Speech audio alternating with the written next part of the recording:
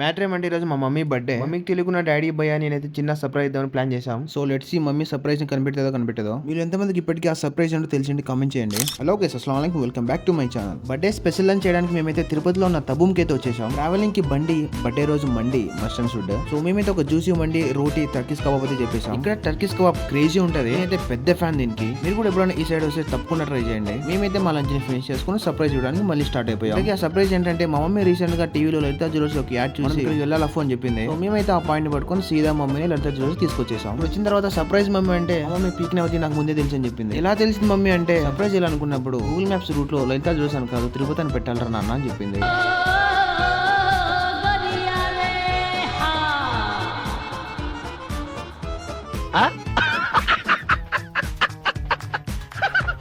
అప్పుడప్పుడు ఇలాంటి మిస్టేక్స్ జరుగుతుంటాయి, సహజమే. మీరు నెక్స్ట్ టైం కొంచెం జాగ్రత్త పడండి. ఒక 25 మినిట్స్ అబ్జర్వ్ చేసిన తర్వాత మా మమ్మీకి అయితే ఒక డిజైన్ నచ్చింది. మీ మంది ఇక్కడ ఉంటే ఈ గ్యాప్ లో మా భయ్యాకి బ్రాడ్ షర్ట్ మీద కన్ను పడింది.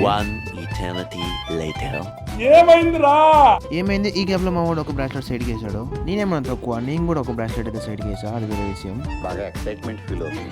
Once again happy birthday mummy and love you. Next time surprise చేసుకోండి, మామూలు ఉండదు, అసలు మీరు కనిపెట్టలేరు. సో గైస్, ఈ ఫ్లాప్ సర్ప్రైజ్ మీకు ఎలా అనిపించిందో కామెంట్ సెక్షన్ లో చెప్పండి. నెక్స్ట్ వీడియోతో మీ ముందు ఉంటా. అంటే నేను do like subscribe to Afan vlogs. ప్యూ ప్యూ.